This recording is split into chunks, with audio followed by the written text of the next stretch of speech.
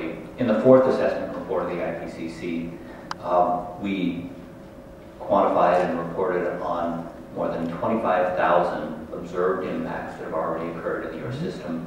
A few of these have been benefits, but the vast majority have been negative impacts. And one of the main conclusions from the AR4 analysis was that in the current setting, there are vulnerable sectors and there are vulnerable populations in every region. Vulnerability is concentrated in a few hotspots, but no place is immune, even from the climate changes that have already occurred. When we look at projected impacts moving into the future, they occur in several key areas, a couple of which I want to highlight here. One is water availability. Small change in water resources potentially puts hundreds of millions of people at risk. Very clear indications from the Working Group 1 analysis that water availability will be shifting with increases in some areas and important decreases in other areas. Second key area for concern is extreme events. Extreme events in many different kinds, ranging from severe storms, heat waves, droughts, very sensitive to climate. We've already seen changes in many regions, and the projections are strong for the future. It's also clear that with a relatively modest amount of warming, we'll see decreases in crop production. As warming gets to be larger and larger, the extent of the crop production decreases, becomes larger and larger, with the real risk of malnutrition. There are certainly already hotspots of food insecurity, and the projections are that within the next few decades we could see concentration of really serious food insecurity, particularly in Southern Africa and Southern Asia. There also are really important expensive impacts projected in areas of infrastructure, especially coastal infrastructure, where a modest increase in sea level rise can lead to literally hundreds of billions of losses of investments that have already been made. And then finally, biological diversity is clearly very sensitive to climate change, with projected losses of biodiversity scaling with levels of impacts, but going from a few percent at the lower range of warming we're talking about, up to as much as 30 or more percent in key areas if warming goes on the trajectories at the high end of the range that the IPCC considered. It's really important to remember that vulnerability is not uniformly distributed. There are key vulnerable people and key vulnerable sectors, and that when we talk about the distribution of impacts, they really will be concentrated on the poor, as Dr. Pachauri has said. The final conclusion that I want to emphasize is that it's very clear from the analysis in Working Group 2 that the level of impact scales with the level of emissions, and that important amounts of impacts can be avoided or delayed with investments in adaptation and investments in mitigation. You can see that very clearly in the analysis here, where Working Group 2 looked at the consequences for several key sectors. Shown here are water resources, food availability, and sea level rise with different levels of warming. And the consequence is that for water resources, for example, the number of people at risk decreases by several hundred million if climate change can be moved from the high levels to the lower levels. In terms of food insecurity, we're looking at modest amounts of warming resulting in increases in food availability in some places, but high levels of warming resulting in decreases at all locations throughout the low latitudes. And finally, in terms of extreme events, it's important to remember that the difference between the lower range of warming that we're looking about is a manageable but serious amount of sea level, and when we look at higher levels with certainty that's far from well established, but probably in the middle of the range somewhere, we're looking at long-term commitment of sea level rise of several meters. Long-term is probably several hundred years, but the commitment is nonetheless important.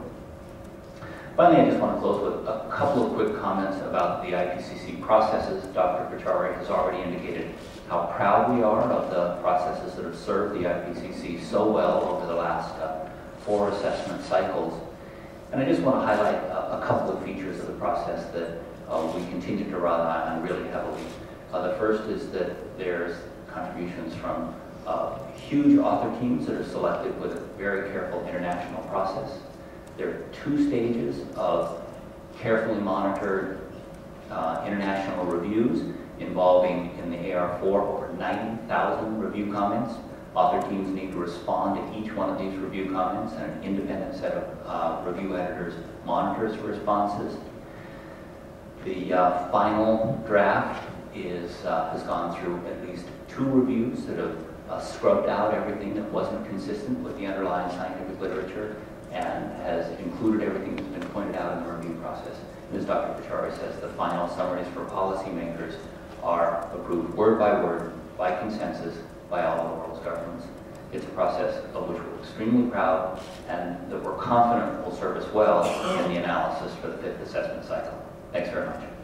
The States and politicsdaily.com AOL. I just wanted to ask you, a lot of the discussion this week has been between targets of a 2 degrees Celsius rise and a 1.5 degree or lower Celsius rise.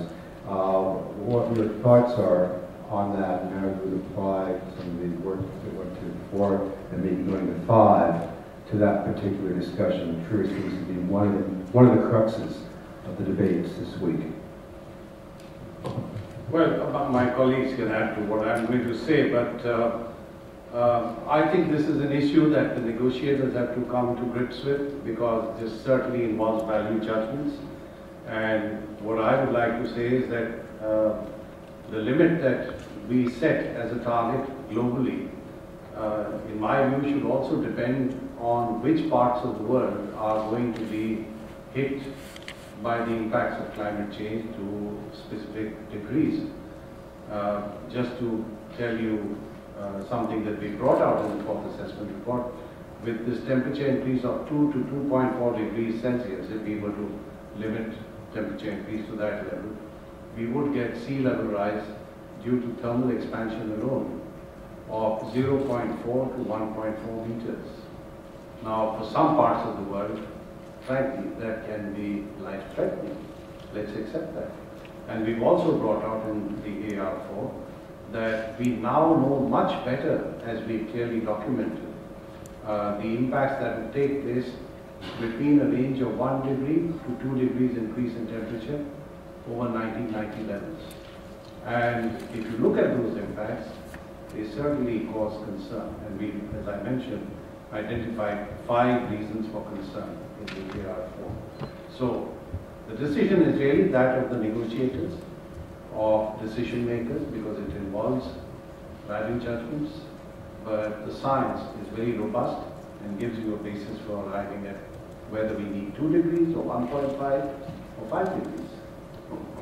This conference was the scientific basis for Copenhagen Agreement, but now it's changed to under road to the next IPCC report. So is there any implication of the change? Could you explain that?